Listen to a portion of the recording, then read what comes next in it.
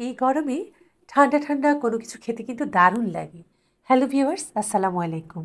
আজকে সেরকম একটি খাবার নিয়ে আপনাদের সামনে হাজির হয়েছি, আর সেটি হচ্ছে কোকোনাট রাইস পুডিং। এই পুডিংটি বানাতেও খুব সহজ আর খেতেও কিন্তু দারুণ লাগে। পুডিংটার নাম রাইস পুডিং। এর জন্য প্রথমে আমাদেরকে রাইসটাই রেডি করতে হবে। তো একটি বাটিতে আমি নিয়েছি ১ কাপ চিনি গুঁড়া চাল। এখানে আমি চাষের চিনি গুঁড়া চালটা ব্যবহার করেছি। আপনারা আপনাদের ইচ্ছে মতো যে কোনো পোলাও চালই এখানে ব্যবহার করতে পারেন। তো প্রথমে আমি বাটিতে ১ কাপ পোলাও চাল নিয়ে নিয়েছি আর তাতে দিয়ে দিয়েছি পর্যাপ্ত পরিমাণে পানি। আর এই পানি দিয়ে আমি কিছুক্ষণ ভিজিয়ে রাখবো। তারপরে আমি এই চালগুলোকে ভালো করে ধুয়ে নিচ্ছি। এবার চুলায় একটি প্যান বসিয়ে দিলাম আর তাতে আমার ধুয়ে রাখা চালগুলো দিয়ে দিচ্ছি। এখানে আমি চাল দিয়েছি ১ কাপ আর পানি দিব ২ কাপ। এই ২ কাপ পানি দিয়ে আমার রাইসটা রান্না হয়ে যাবে। এখন আমি এতে দিয়ে দিচ্ছি ১ চিমটি পরিমাণ লবণ। লবণটা দেওয়ার পর আমি একটি ঢাকনা দিয়ে ঢেকে দিচ্ছি। আমার এই ভাতটি রান্না হতে ৫ থেকে ৬ মিনিট লেগেছে। আমার ভাত রান্নাটা হয়ে গিয়েছে। এখন এই পর্যায়ে আমি দিয়ে দিচ্ছি ২ কাপ পরিমাণ তরল দুধ। এই দুধটাকে আমি আগে জাল দিয়ে ঘন করে নিয়েছি।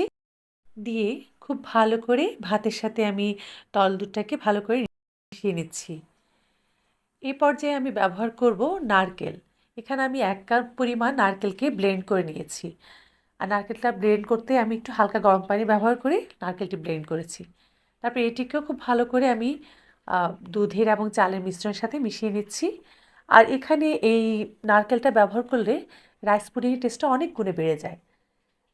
এরপর এতে দিয়ে দিচ্ছি 1/2 চা চামচ এলাচ গুঁড়ো আর দিয়ে দিচ্ছি 1/3 কাপ কনডেন্স মিল্ক। এখানে কনডেন্স মিল্কটা ব্যবহার করলে পুডিংয়ের স্বাদটা অনেকখানি বেড়ে যাবে।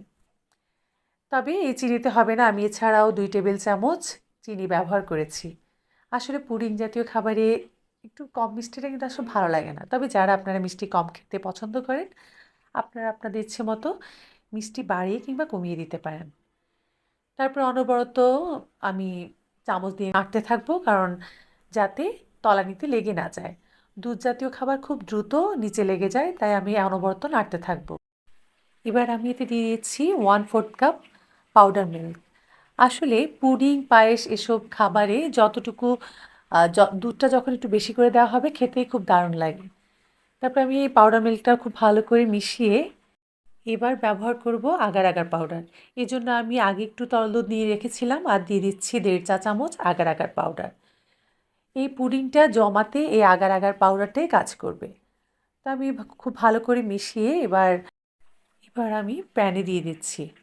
দিয়ে খুব ভালো করে নেড়ে দিতে হবে, না হলে আগার আগার পাউডারটা নিচে জমে যেতে পারে। খুব ভালো করে মিশাতে হবে। এভাবে আমি ৫ মিনিট আরও রান্না করেছি। রান্না করার পর আমি শেষ পর্যায়ে এখানে দিয়ে দিয়েছি 1/2 চা চামচ গোলাপ জল। এখানে আপনারা গোলাপ জলও ব্যবহার করতে পারেন বা সামান্য পরিমাণ কেওড়া জলও ব্যবহার করতে পারেন। এরপর আমি দুটো বাটিতে এই আমার পুডিংটা সেট করব। তো একটি গোল, একটি চারকোনা। তো আমি প্রথমে বাটিগুলোতে ঘি দিয়ে ব্রাশ করে নিয়েছি যাতে আমার পুডিংটা খুব সহজে উঠে আসে। তারপরে আমার সেই দুধে, চালের, নারকেলের মিশ্রণটি আমি পাত্রগুলোতে ঢেলে দিচ্ছি।